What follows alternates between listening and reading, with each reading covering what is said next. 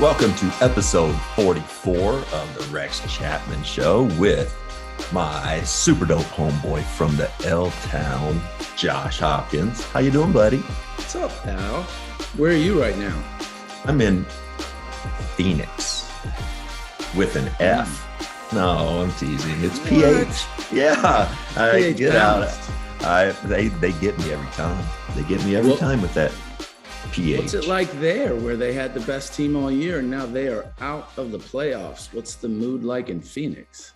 I couldn't hear you. What? Did you say something? You know what? The mood's pretty crappy. Yeah. Man, what a disappointment. Just how the season ended. Great season for my Phoenix Suns. But Luka Doncic, oh my goodness, what a player. What a player. But yeah, it was disappointing, especially based on last year and the previous year. Suns have been building so well. It just ended with a thud. I've never really seen a game like that in person. That was weird. I mean, those games happen and it's not like, oh, they choked it's one of those when one team flips heads every time. Yeah. It just every bounce, every shot, everything, the worst they could play and the best they could play. It was stunning. It was tough to watch. However, now we've got Dallas and Golden State playing. Mm-hmm. Yeah. And then I like Miami in the other series, Miami-Boston. I like Boston a lot. They played without a couple guys in game one, played well. I just think Miami is two together. Their defense is good. And they have just so many weapons. It could be Miami's year, man. I don't know. Well, in the beginning of the year, you picked Phoenix and the Nets. Yeah. Mm-hmm. I mean, a lot of people would pick that. Now it's just wide open. Who knows? It's a crazy year. How about Jimbo Fisher and Nick Saban, Josh? Wow. But first of all, I love it. I mean, that's too. Raised that competition a big step. And Jimbo was the first guy to beat him, the first assistant to beat him. And now he's beating him on the trail and the old guy's salty. Yeah. And the crazy part is that like the two guys that have been at the top, like the top of college football the last decade, all of a sudden are having an issue. And I'm talking about Nick Saban and our guy down at Clemson. What's his name? Who I'm drawing a blank on. The coach at Clemson. Yeah. He and Nick Saban are like, I don't know about this new landscape of college football. What? Come on, man. Come on. Now that the players can make money legally. Yeah, that's funny. Yeah, it's a whole new world. Yeah. Also, episode 44. Oh, that is right. Episode 44. First guy to go ahead. The horse, Dan Issel. 44. Number 44. That's right. Charles Hurt was 44, also Kentucky guy. Built out of granite. So many guys, I'm sure, across sports. 44. I can't think. Jerry West, 44. The logo. Well, Josh, I'm thinking that we get into our guest today. We got to let the people know what we read. Oh, that's right. That is right. Yeah, book club. It was an interesting week for me. Was it? Yeah, I had plenty of time, so I sat down and I got the remote control and I watched TV. I didn't really read anything. What about you? Nothing. I read. Yeah, read nothing. Book club. I love book club. By the way, it's a lot of the people do. A lot of insight. That's why people tune in. That's why people tune in. Well, let's get to our guest this week, who I am fired up, buddy, to get to. Guy that I've known for 30 some years now, I guess, which, wow, since I was probably 20. One of the best guys ever. And you're going to think so too. I just know it. And another guy that's going to make us feel like shit about ourselves. Let's welcome Michael Wilbon. It's a pleasure, man. You know, this was coming at some point. And when I could see you even early in your career, just out of Kentucky, and you were so engaging and so engaged and so curious about conversation, this was coming.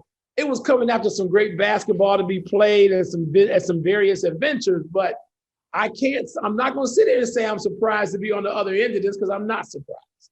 Man, that's so nice. Thinking back, I was probably 23, 24. I thought maybe you were 50. Oh.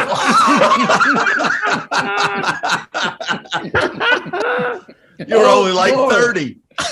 Oh my God, because I was an old man even then, Rex. I was like, this is a guy with a real job out in the world. I mean, he's got to be an old man. I was faking it well.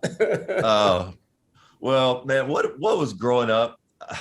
Southside of Chicago. Well, first of all, St. Ignatius High School, college prep, right? Yes. The Wolves? Yes. And I was looking up this. You had Bill Daly went to St. Ignatius. Yeah. John Mulaney, but Bob Newhart. Yes. How about that, Josh? Yes. Josh, that's great. Bob Newhart. I love it. Bob Newhart. So growing up on the South Side, Mike, what kind of impact did it have having Black Stars represent, the North Side with the Cubs having Ernie Banks and Billy Williams, a friend of the show, Fergie Jenkins. What was that like? Watching those guys perform night in and night out? You know, it defines my life in a lot of ways, even now that I'm an old man, I would take that 50 you talked about. I would take that right now. But it defines, like I think there are early episodes in our lives that define us. You mentioned friend of the show, your show, Fergie Jenkins. I have a couple of pictures in my house of Fergie Jenkins with me and my son. One day after the Cubs win the World Series in 2016, so Matthew's 8 then, he's 9 in 2017, we're in spring training. And he says, "Dad, we've never had a pitcher like Jake Arrieta, have we?" And I go, "Come with me." Come with me. And we walk. I knew Fergie was at the spring training game. We walk out and we see Ferguson Jenkins. And I'm lucky. People say don't meet your heroes. I met all my heroes. I met them all. Yeah. I met Ernie Banks and interacted with him more than once. In my office, there's a chair from the remodeling of Wrigley Field that Fergie Jenkins' wife sent me. Wow. I mean, I interact. I met my heroes, man. I met Gale Sayers. I met Dick Butkus. I met Mike Ditka. I met Bob Love and Chet Walker and Norm Van Leer, guys, Wow. And growing up, you could touch them. They could have an impact on you. Fergie Jenkins could be driving down the street, which this happened, and say to me and a couple of my buddies who might have been somewhere we shouldn't have been, "Hey, get in the car." You didn't argue with adults in those days. You got in the damn car. Wow. And he took you wherever he wanted you to be or wherever you should be. Wow. And I think about the great influences that I had, and it started in my home, but it was a tough place. I didn't know that. To me, it was a safe haven. Yeah. It was a tough place, man. There are a lot of guys that you played against and with. Darrell Walker grew up down the street. Right. Kenny Arnold. I mean, they're guys who went to Iowa and played with Ronnie Lester. These are guys I grew up with. And there was a toughness about it. And everybody played every sport, no matter how uncomfortable or awkward you might think you were at that. You had to play every sport. And I think that created something among us, and it shaped very much who I am, how I see the world, even now, even though I'm a long way removed from it. Yeah. But it does, man. It has stayed with me, and I'm proud that it has stayed with me. So you played all the sports growing up. When did you realize, at what age did you realize, okay, some of these guys might be going on and playing in college, playing in the NBA. When was it for you, Mike? I had a moment. I had a moment. Okay. There was a moment. And I'm scared to tell my son that because he's 14. But I'm like, yo, man, there's going to come a moment where people start to separate themselves. And so, okay, here's my moment. And I think it was my sophomore year in high school, could have been junior year. But anyway, I'm playing, travel team, which back then was Babe Ruth League or Pony League, actually. And I'm playing, and there's a kid who, my first pitch of the game, and I could pitch, I could throw. I was not a thrower, which means I was never going to be great. I didn't know this thing. I could fool you. At 13, 14, 15, I had breaking pitches. That's why I can't get my arm up to comb my. If I had hair, I couldn't comb it. I bet. But my arm was going to be ruined for breaking pitches. But anyway, I threw this pitch to the first pitch of the game to this kid. He hit it like 400 yards. He hit it like it was a driver. He just killed it. And, I'm like, I've never been hit like that. So I'm walking after the first inning, that was the only hit. I'm walking to the bench. I'm like, who is that kid? And they're like, and he was just thick. He was like 5'9" at the time, 5'8". He was just thick, all muscle. And they said, you don't know Puck? I'm like, no, man, I ain't seen Puck. Who is Puck? Kirby Puckett. That would be a problem. That would be a problem. Kirby Puckett hit one. It's still going across Lakeshore Drive. And so like years later, so fast forward. So if I was 15 or 16 then, Kirby's 2 years younger than me maybe, but I'm covering baseball. I'm in a Twins-Orioles series. I'm in the locker room. And at that point, Rex, and you know how the evolution is because you were there were no black sports writers, no black baseball. None. Yeah. I'm in the locker room, in the Twins locker room in Minnesota. And Kirby Puckett looks over at me staring. He's like, yo, man, do I know you? I'm like, no, you don't know me. We've never seen each other. You don't know me, dog. Good to meet you for the first time ever. Right, for the first time after you hit this. There's something about your noodle arm that looks familiar. Oh my God, yes. And the realization that Rex is talking about, but he never had to have that moment. The rest of us had to have that moment where, so for me, it was on the baseball diamond. I played with those guys. I mentioned guys. I played with Daryl, Kenny Arnold, but I played with them maybe every day. And so I didn't notice that as much. And baseball was my sport, man. And a dude hits one off you that's still going 40 years later. But what it tells you is we might both be in the same neighborhood, in the same age group, and sharing the same diamond. We're not created equal. It's so true. So that was true. You better start looking at some alternative moments. Yeah, you were an athlete, and obviously you mentioned that there was a love of sports in your family. Yeah, you came up with that. When did you realize you were a good writer? When did you realize you could marry those? Thank you for saying that. That's what I did. I married my two interests.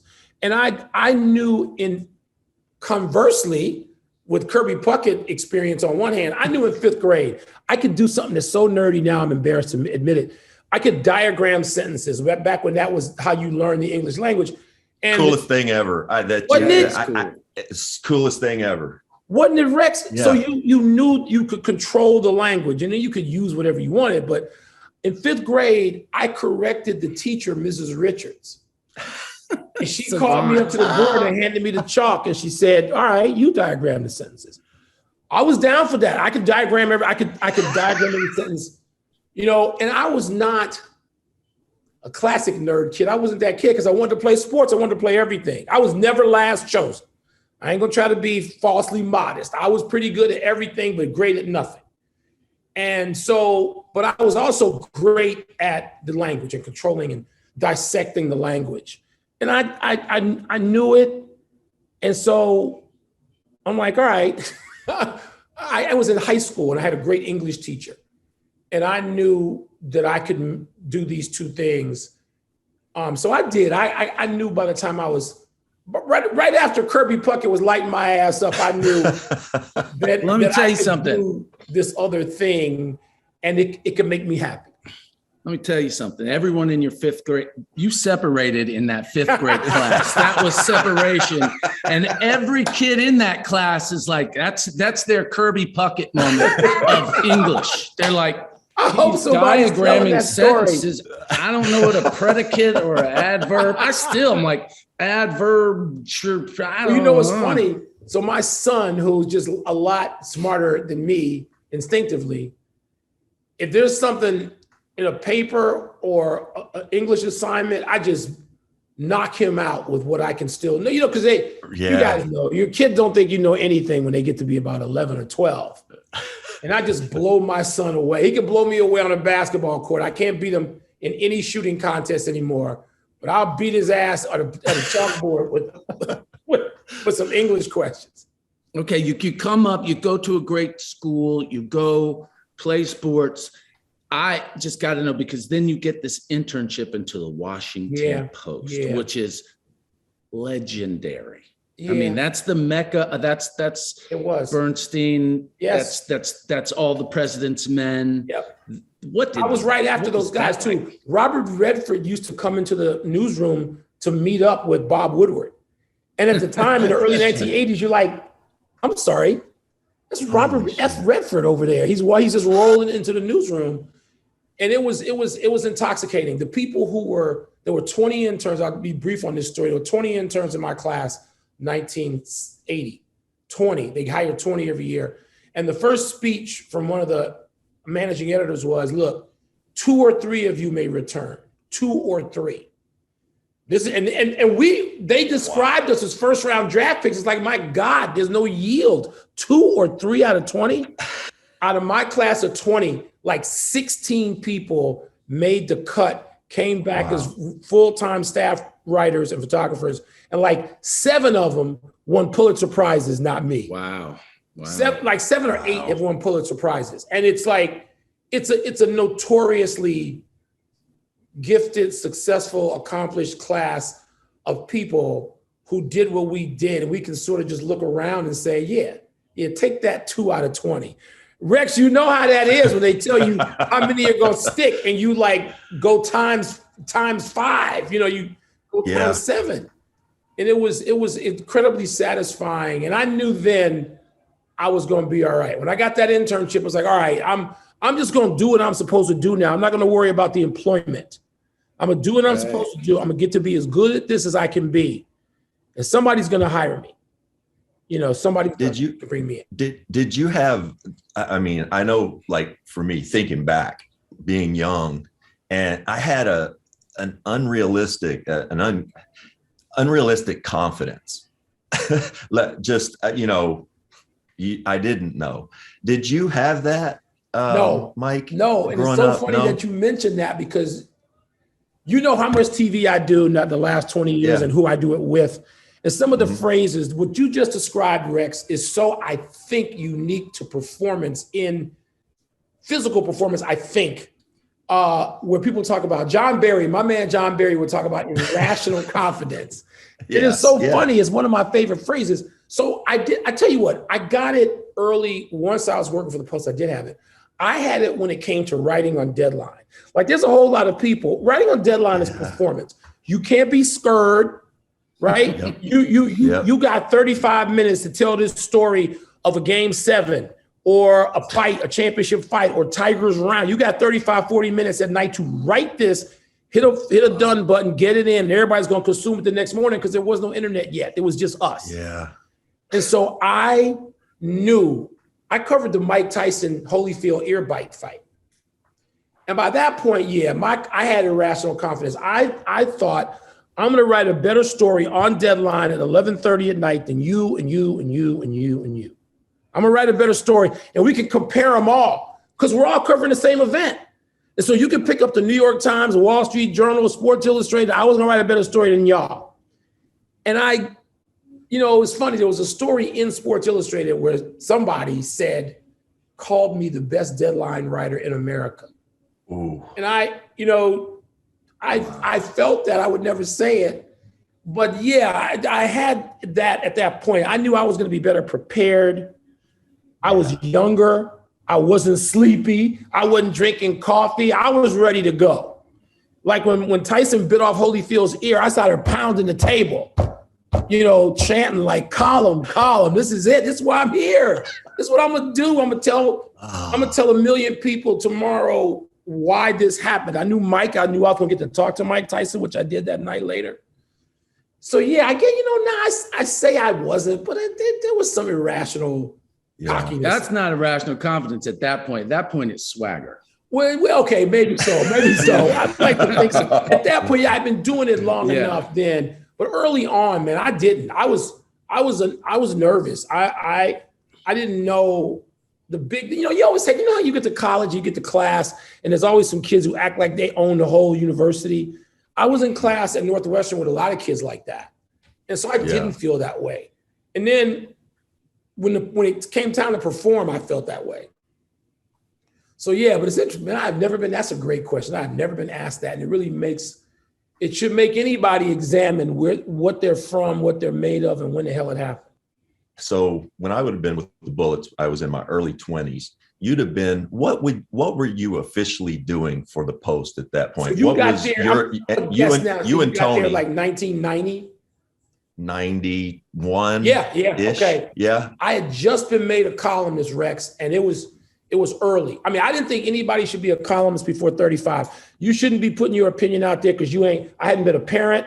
I wasn't married. I hadn't done anything that mattered in real life. And you're basically telling people how they should live. But you said it earlier. This was this was in the early 90s. You yourself and DA David Aldridge, you guys might have been the first two Black writers that I ever, I came in contact with daily. Rex, we were, I'm uncomfortable acknowledging some sort of status as pioneer. But when I'm talking to guys I've known forever, like you, and we talk about it, and we talk about the dynamic, and you have a unique perspective. As a white guy in basketball, you have a unique perspective of all of this.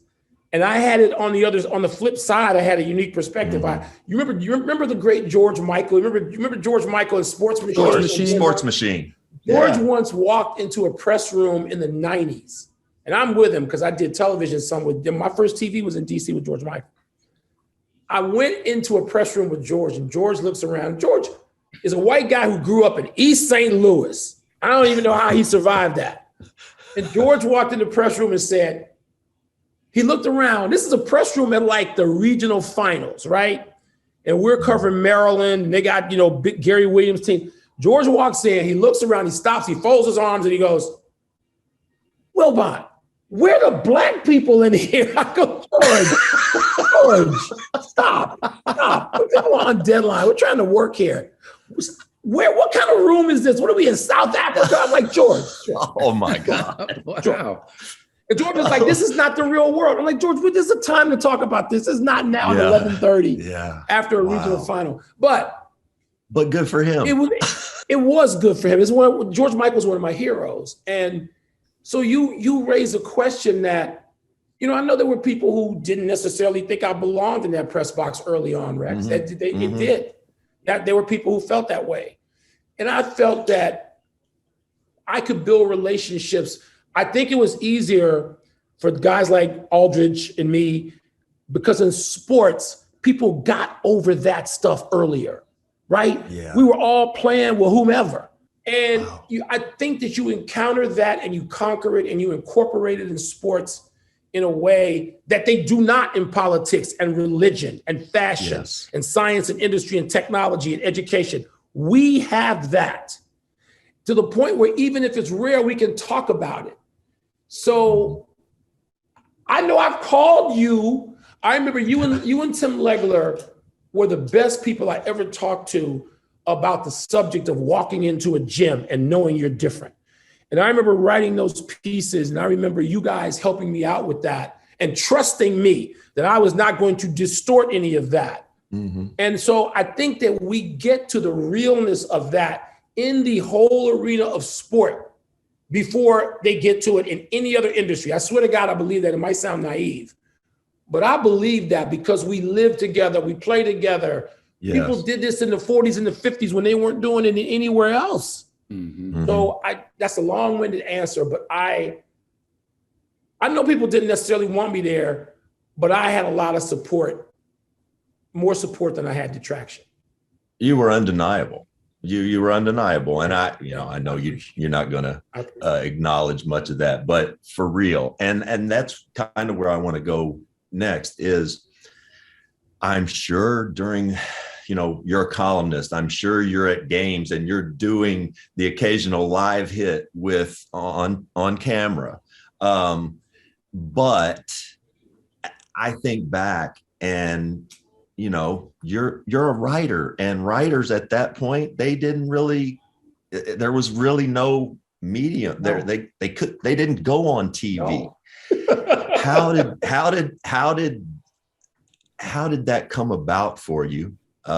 Did somebody approach you? Did you and Tony get together? How did that start, Mike? And can you believe that you're 25 years into this with something that absolutely changed the game? And you said earlier, I don't want to acknowledge pioneer, bro. The whole that just means I'm old. The whole thing changed. Yeah. So please talk a little bit about Rex. Because you were there at the ground zero of this. So in 1991, 2, 3, I'm not thinking of it. Not only am I not doing it, I'm not thinking of it. Yeah. I started doing sports reporters. So there are two producers that changed my life. A guy named Joe Valerio, the late Joe Valerio, passed away a couple of years ago. Joe was the producer who put me and Tony and Lupica and, Bob Ryan and Jackie McMullen and Ralph Wiley and Bill Roden on Sunday mornings on Sports that started, right? And then, so you're getting some reps. This is all about reps. Yeah, it is. I mean, seriously, this is about, then George Michael in DC, George Michael says, you're going to come on this show. You and Tony, two people with faces made for radio. And again, you were there for the beginning of this. I know, it's so funny, Rex, that we did not prepare for this. We were not looking for it. So the people consuming us who knew us, I remember when in the early 1990s, when I first started doing something, sports reporters, I go into the Dallas Cowboys locker room and there's that quarterback. What was that kid's name? Quincy something. Damn it, I can't remember his name. Oh, yeah. But he was a quarterback for a little while. And he saw me come in the locker room and he said, Emmett, can you believe my man from ESPN in the room? And Emmett looks at him and goes, he's from the Washington Post. Shut up. And it was such a proud moment for me, right? And Emmett shaking his head like, dude. And I was like, Emmett, no, leave him alone. Like, and it was a proud moment. We joked about it in decades since. But no, man, so those producers put us on. And then we, let's face it, Rex, we sold out to some extent, man. I mean, look, Tony and I were making enough money at the Washington Post, God knows, that we didn't need to do anything else or go anywhere else. But it was a combination of that, and we knew the world was changing, and this is how we reached a greater audience. The platform was bigger. You guys could really see the newspaper thing at that point in time? Not when we said yes. Well, that's the thing. It's not selling out. It's evolving. Yeah. And you guys were pioneers of it. We were, but you know what? Somebody puts a number in front of you and says, and this is when I understood what it was like. Let me tell you something. I was never one to criticize. My father was one of those people that thought, he would say money. My father's the son of a Baptist preacher, so I'm the grandson of one. And my father would say, it's not money that's the root of all evil. The lack of money is at the root of all evil. So I grew up in a house with that dude, right? Right. So so I was never hating, never disparaging athletes and coaches for making as much money as they could. That seems stupid and counterintuitive to me. So I was never that guy. But when somebody said, I said no to ESPN the first 2 or 3 times, and somebody says, well, how about this? And you go, yeah. I like money. I didn't take a vow of poverty. I went to Catholic school, but I didn't become a priest. I like money and I like what it can do. And so I did sell out to some degree. It evolved. The industry was evolving. I know. I'm not sure I recognize that. And Mitch Albom recognized that. speaking to people on sports reporters, Mitch was in the car with me one night leaving Bristol. We're driving back to Hartford to go to the airport. And we've just done a segment on Monday night. And Mitch says, by the way, and Mitch, of course, went to Wharton. I mean, I have no such business leanings. And Mitch said, this is 1996. And Mitch says, do you own your own internet rights? And I said, Mitch, what's the internet? It's true story. It might have been 95, but Mitch is sitting, I'm driving, and Mitch is sitting here, and Mitch is going on Monday nights. He's flying back to Michigan because he was doing Tuesdays with Maury. That's right. So it was Tuesdays with Maury. It was Monday night with Wilbon, Monday night with me. Wow. Do you own your own internet rights? And I remember saying to him, what the hell is that? You mean the World Wide Web? Yeah. I did not have any freaking idea what he was talking about. Wow. And so I remember calling somebody the next day saying, what are my internet rights and what is Mitch Albom talking about? Well, Mitch was light years ahead of the game with an MBA from Wharton. Right. And Tony and I were still trying to figure out like how to get to a studio. We didn't even know what. So we were not late to the game. We were just ignorant. We were ignorant. We didn't know anything. Why were you guys such good friends? It's a great question. People ask if we were great friends, and you know that we are. The why rarely gets asked. We were doing the same thing in the same space.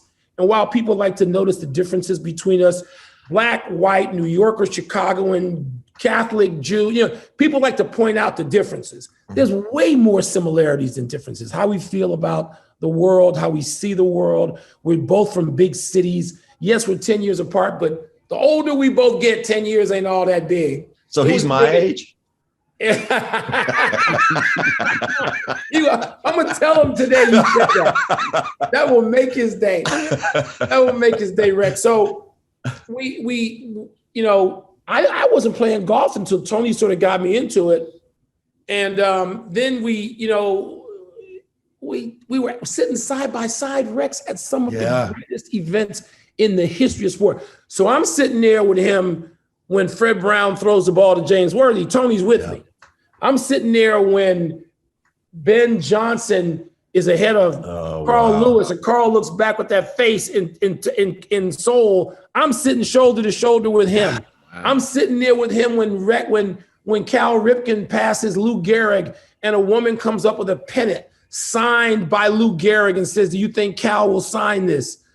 I've been at those things with Tony, and so you have commonality, right? Various Olympics, various World Series. People think we just cover basketball.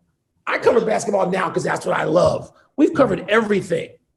And so when people come up to us and start talking to us and other people see it, they're like, oh, my son will go, yes, we're old, we know everybody. We came back and said, Dad, I didn't know you were friends with Mike Tyson. Yes, I know Mike Tyson forever. And we became friends, I think, through commonality. And then Tony needed a foil. He wanted to write from this perspective and really indulge himself. Oh, no, Tony indulging himself. And you can more easily do it with a device, with somebody that you're both going after, like in a fake way, praising. And it he understood what he was doing. I was just the foil. But then by the time we got into that, then people bought it. People believed it, and they wanted to have it on TV. ESPN came to us, Rex, and said, we want to have what you do, meaning the two of us together. We want to have what you do on our air. And we're like, no, you don't. You don't even know what you're saying. And Tony and I were to live our lives. How often on the show speaking of that, do you, a foil, have a topic that one has to pick a side in order for entertainment purposes to debate? We don't. And I think the older we get, which is probably, who knows, somebody will snatch us off TV soon. The older we get, the more naturally we agree on a lot of stuff. And we say it in the show. It's just that we're loud getting there. Yeah. We're cantankerous, and grouchy getting to the agreement. There's a lot of stuff like Tony and I will have fundamental disagreements on maybe stuff in football. Basketball, we come from a lot of the same place. You know, a lot of the same place. We agree fundamentally on a lot. And if we disagree, sometimes it can be within, like Tony was convinced that Philadelphia was going to win because James Harden was going to be James Harden for 2 more years and they were going to win. And I wasn't convinced. I wasn't saying that James was going to drop off like he's apparently dropped off. But so we can have disagreement on that day. But ultimately we get to the same place, which is this ain't going to work. They're going out. Right. And here's why. And so we get to the same, I think because we learned, like I covered, my first basketball coach I ever got to know was Tex Winter. Nice. At the Western. Tony played for Larry Brown. And, you know, as a camper growing up. And he's in that school of basketball in New York with Julius Erving. I was sitting with Julius. We're in the locker room and the interview time is over. I go, Doc, I got to ask you a serious question. He goes, what? I said, was Tony any good when you guys were growing up? And Doc says, Tony wasn't bad. And I thought, that's way too much endorsement. Rex, that's way too much endorsement, is it not? You should have said, just lie to me. Right, just tell me he's a nerd. Tell me something. You know, but because we come from the same sort of, we appreciate the same people. We used to disagree vehemently on Pat Riley. I came to his side on that. You know, there's some people that we come to the other side on, but we don't have to, we won't create it. We won't do crossfire. Nice. Where a producer interviews us and say, what's your opinion? We won't do that. Because that's one of the great things about your show. You can tell it's not forced. But some of these morning shows, we'll call them, are seemingly, they do pick and choose.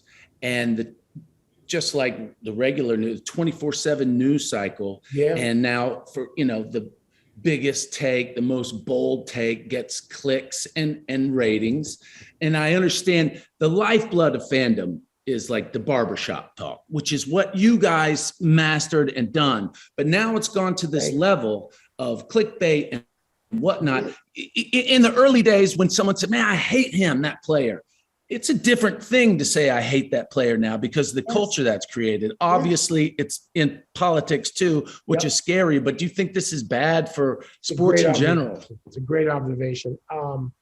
I thought Tony and I would be passé to a lot of people because we're not going to do exactly what you described, which is exactly accurate. We're not doing that. But what's surprising, shocking, and gratifying is that our ratings are still the highest ratings of any of the studio shows, and sometimes widening. And I will not do takes. The phrase I hate most in the world is hot takes. And of course, my dear friend Stephen A. is defined by take. The word take is in their show, First Take. And sometimes people, I'll say, I don't believe in that. That's not a real opinion. That's not a real developed, because real developed opinions include, I'm not sure, or I started off here and moved on this one.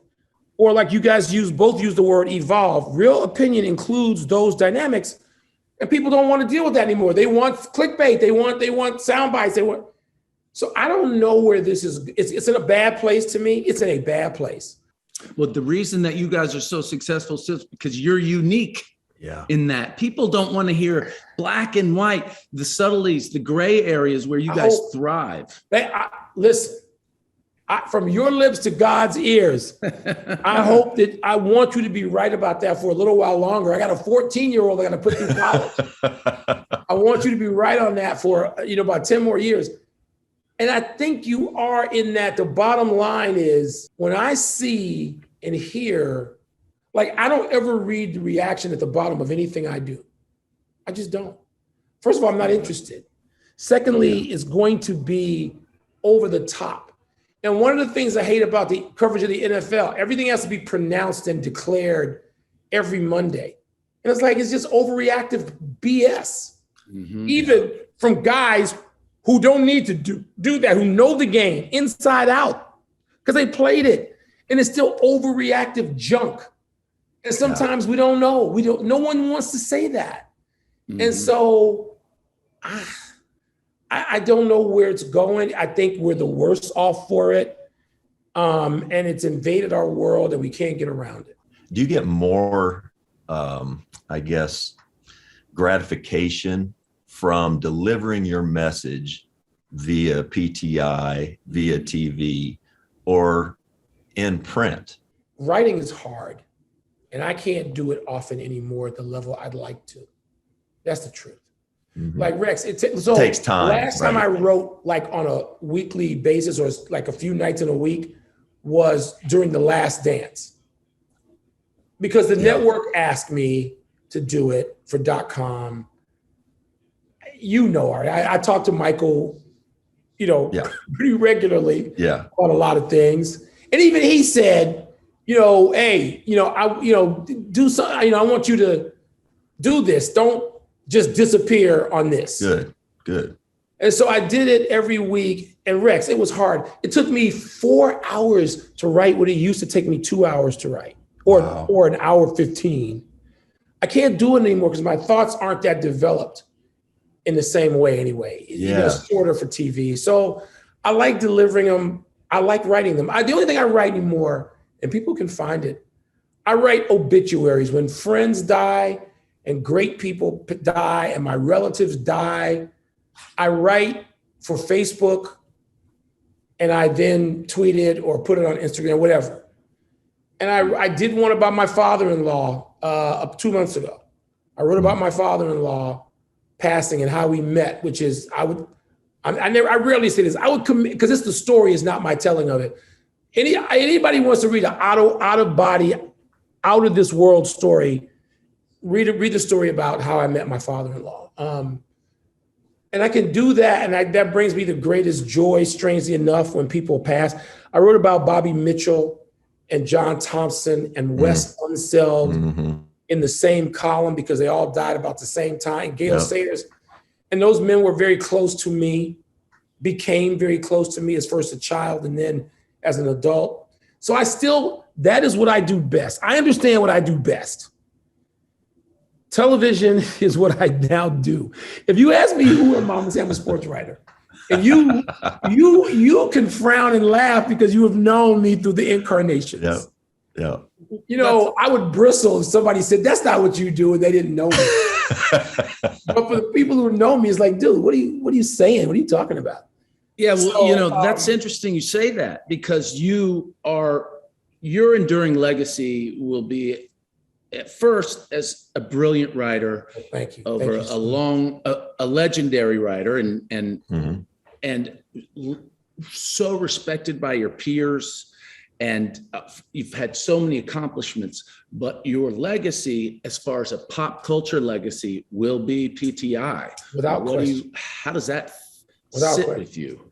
I in the last column I wrote, which tells you how I feel about writing, December 7, 2010, which would have been my father's, I can't add anymore. It would have been my father's it's just 11 years ago. It would have been his 85th birthday.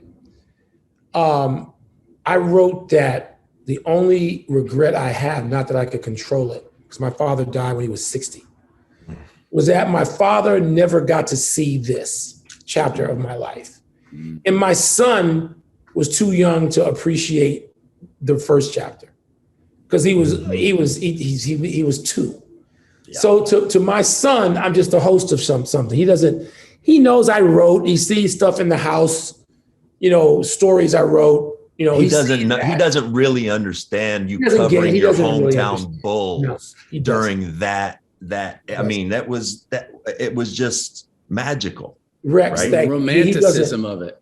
He doesn't get it. Right. And I wrote that the great regret of my life is that those two things, the day I wrote that last column, those two things were very much unfulfilled.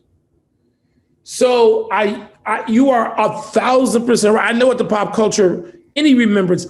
I mean, when people come up to me now and they got to be at least 40 years old and they say, I read your column. I loved it when you were a sports writer, or former players say stuff like that. Or Grant Hill calls me and says, hey, can you write the forward to my Hall of Fame page? That's it. That's as high as or Charles, Charles and I are talking about, Charles came to me and said, hey, we need to do a couple of new chapters. I'm like, Chuck, I can't write anymore. I don't even have that talent. Charles was like, shut up, boy. You can do this. Did you take Knucklehead from him or did he take No, Knucklehead we from had you? it together. We both got, I got Southern grandparents just like Charles. Mine are from Georgia, his from Alabama. But that gives me, that's still the greatest compliment. Now, it doesn't mean that, and you got to be 40 plus years old minimum my last column was 12 years ago. So if you were 15, you got to be 27. Yeah. I have kids come up and say, you spoke to my class when I was 12. They don't know. That's so interesting too, because awesome. you it's like you have this accidental fame. Yeah. Like, yes. I was not looking for it. Yeah. People, actors, entertainers, that's part of their gig. And it's part of yours now, but you didn't really choose it. And unfortunately or fortunately, there's two types of fame like that. There's the Leo fame where you see him and people are like, ooh, Leo, and they stay away. And then there's your fame where people feel like they know you and you're approachable in that regard. Is that because you didn't sign up for it? Has that been tough? It was tough at the beginning. I'll tell you a story. So I said I wasn't going to do television. And the person who sat me down and said, okay, you're going to listen to this offer. You're going to think about this seriously. We're going to discuss this seriously. It's Charles Barkley. We're working on the first book. There's no PTI yet. And then we're working on the second book. We're in a store, we're in a restaurant in Atlanta. You guys will probably know where it is. Rex, I know you know this place. It was called the Clubhouse. It was out at the mall. Oh, yeah. You go in there and, so we're sitting there, we're working on the second book. We got a tape recorder, got notebooks spread all over a table. It's 3 p.m. But as you get closer to 6 p.m, people start coming there for happy hour. And some people came in and they came over and they said hello to Charles. They were like, oh my God, you're that guy with that new TV show on ESPN. And after about the 8th one of these interruptions, I had an eye roll or something, right? So when the people left, Charles said, all right, you can't have that. You are going into these people's living rooms every day. You are going into their homes every day. You can't have that. These people may get to see you one time. You got to be better than this. You're going to be a celebrity. I was like, Charles, that's the dumbest thing you've ever said. He goes, you're going to be a celebrity. You've got to act better. You've got to behave better. Wow. I have reminded him of the story. It's verbatim. It's actually on tape because we're doing his book. Wow. It's on tape. I have it somewhere. He said, you got to behave better. And the other thing is, Charles said to me and Tony, I love you guys. Don't think that your careers as columnists are going to be as big as this other thing that's coming. And at the same time, Charles is going from basketball, it's the same transition time, right? Yeah. Charles making $3 million a year playing basketball versus a gajillion now, right? Right. I mean, Charles had a better view of this because Charles was an entertainer. Tony and I, we like to play entertainer. We didn't know what we were doing. Charles actually entertained. And so he said, no, you have to listen. So we had heart-to-hearts. That's why one of the reasons he was the very first guest on PTI was Charles. Very first guest. Yeah. And he's a large part of the reason that we said, it's time for us to shut up and listen. And it's the reason I understood that you can't behave like a guy who's writing a newspaper column when you're on TV every day. Yeah. Wow. The biggest journalistic gift from the gods was at the time you were in Hawaii when Chaminade beat Virginia. You were covering like a bowl game or something. I mean, That had to be unbelievable. It was. I was covering Maryland against Hawaii in the first Aloha Bowl. No, Maryland versus Washington in the first Aloha Bowl. And it was a gift from the gods in that there was a kid named Bobby Gunderman who broke his arm on the ice trying to board the flight. And so he had to go get his arm set. He was Maryland's starting cornerback. He went to the airport by himself because the team was gone. And back then, Rex, and this is only 1982, so it's not, you were in the matriculation line by then. This kid had nobody putting him on the plane. He got on a plane to Caracas instead of Hawaii, and they thought he was a drug dealer, and they arrested him. Oh my God. So I'm walking down Waikiki Beach at like 2:00 in the morning. I'm sure it's past player curfew. And Boomer Esiason, the starting quarterback of that team, said, Wilbon, you can't tell anybody how you know this. But Bobby Gunderman is like not here. He's in Caracas. Oh my God. That story, I think, was an A1 story. The next day, the starting wide receiver who played for the Buffalo Bills, Mike Lewis, almost drowned in a foot of water in Waikiki Beach. That's number 2. The third day, I tell my sports editor, there's a game between Chaminade and Virginia, and Ralph Sampson's got the flu, and he's probably not going to play. And so I'm going to go to this game on my off night. And my editor says, you're an idiot. You're in Hawaii. Don't go to a stupid Chaminade Division 8 versus Virginia game. Virginia's number 1 and undefeated. Of course I'm going anyway. I'm a hoops nerd. Rex knows that better than me. I'm a hoops nerd. I'm in Hawaii. I'm 24 years old. I'm single. I'm an idiot. I go to this game. Ralph starts the game. I should have left right then. I should have walked out of the arena. Virginia's undefeated. Chaminade is not Division 8. It's NAIA. Chaminade wins. The rest is history. I'm sitting there and I took my computer. I was the only guy from the mainland. That's amazing. That's amazing. And Jeff Jones, the point guard for Ralph's team, played for my dad in high school. That's right, which I knew. I knew that. And so, also, the people in that game. Also, nobody, you said, I should have left. Ralph Sampson started. You didn't leave a Ralph Sampson game. No, if you saw Ralph Sampson in person, if you saw Patrick Ewing in person, that was an event. How about this? Speaking of journalistic dream, so that year, the year that Ralph was a senior, guys, I got to watch Ralph. It's within 100-mile radius. I could go see Ralph one night, Patrick the next night, David Robinson the next night. Wow. All right. I could see all 3 of those guys, not to mention Reggie Williams, who was at the number 3 pick at Georgetown, even though his pro career didn't turn out the way many of us thought. David Wingate and Len Bias. Yeah. I can see those guys, Rex, getting in my car and just saying, I don't know, what do I want to see? And I can see all those guys play 4 years. Every one of those guys I just mentioned played 4 years of college basketball.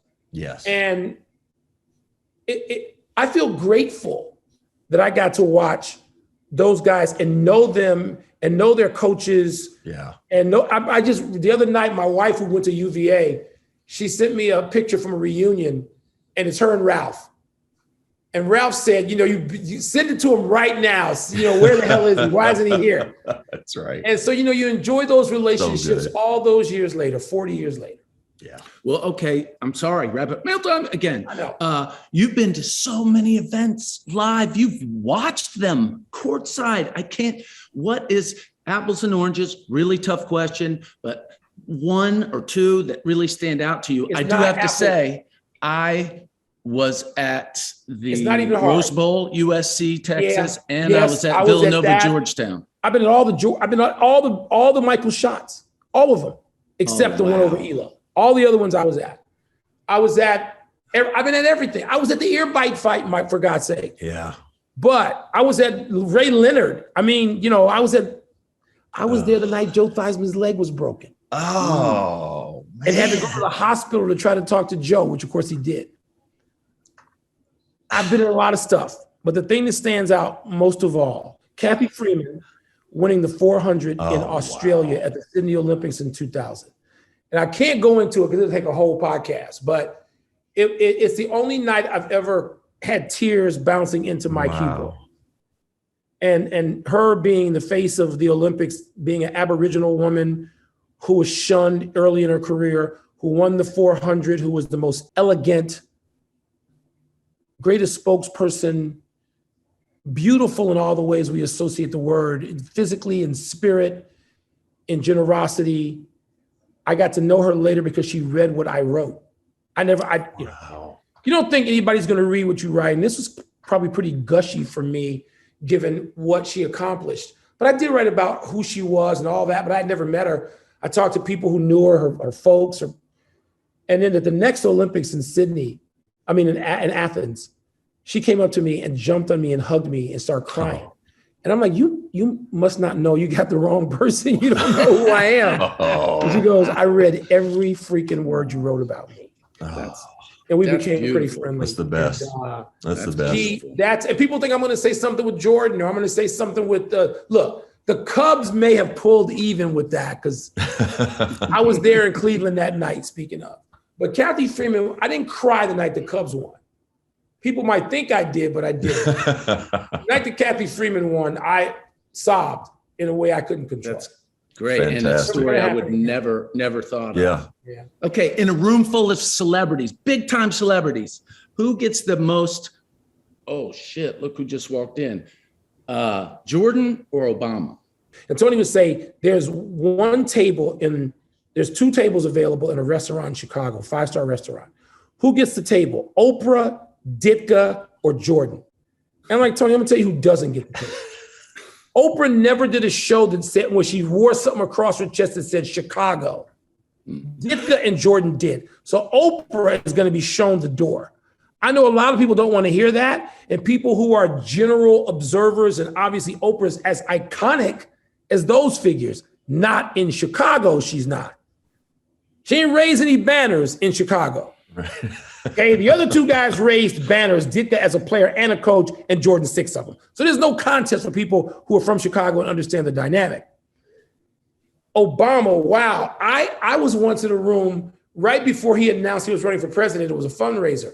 I'm in a room in Washington where Barack Obama and Ernie Banks are in the same room. Wow. I, of course, go over to my childhood idol, Ernie Banks. The jersey on our backs said Ernie Banks Ford. He sponsored my Little League in part. Without great. Ernie Banks' money, we may not have a Little League. I walked over to Ernie Banks, and my wife, who was in the room and writing a check to Obama, says, or whomever's holding the checks, she says, Barack Obama and Ernie Banks were in the same room, and you were like one of 3 people with Ernie Banks. And I said, and I will tell Barack I was with Ernie Banks, and he will understand that, which of course he does. And since that time, I've become gratefully, pretty damn good friends with the 44th president of the United States. Wow. And he would and does understand that, even though he's a White Sox guy, God help him. But yeah, it's Jordan and Obama. I think it's Obama. Okay. I think. Wow. Mike, we got a couple we got to ask you. Regular question. Oh, what's your favorite movie? Ordinary People. Whoa. It's nobody else's famous movie. Where is it set? It's set in Chicago. It stars one of the favorite women of my life and one of the important female actresses, but she did other things. Mary Tyler Moore, when she was America's sweetheart, coming out of Dick Van Dyke and the Mary Tyler Moore Show. She goes on the big screen at Ordinary People, and she's hated within 30 seconds.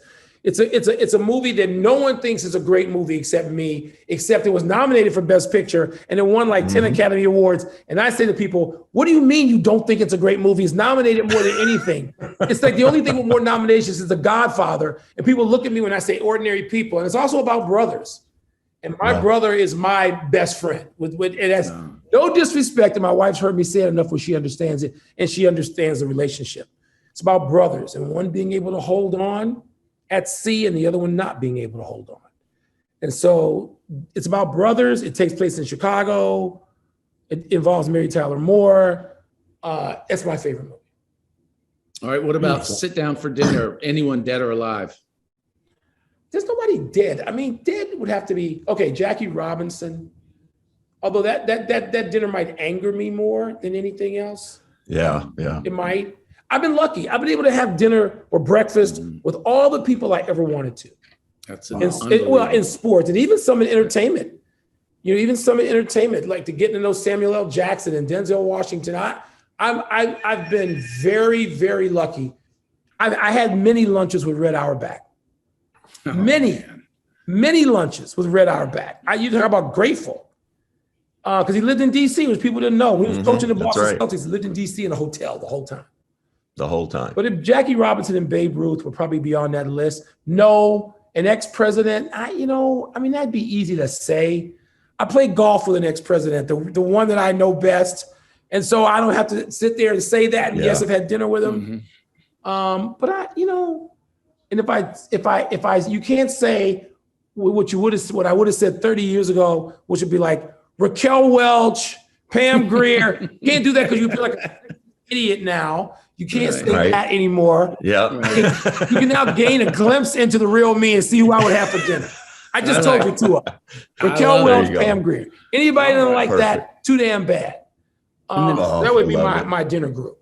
Front row center, any entertainer, dead or alive. Ooh. Maybe Richard Pryor. Ooh.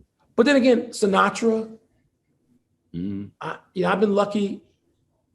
Michael Jackson, who I never saw perform outside of a live sport thing. I saw him at the Olympics and I saw him at like Super Bowl. Sinatra.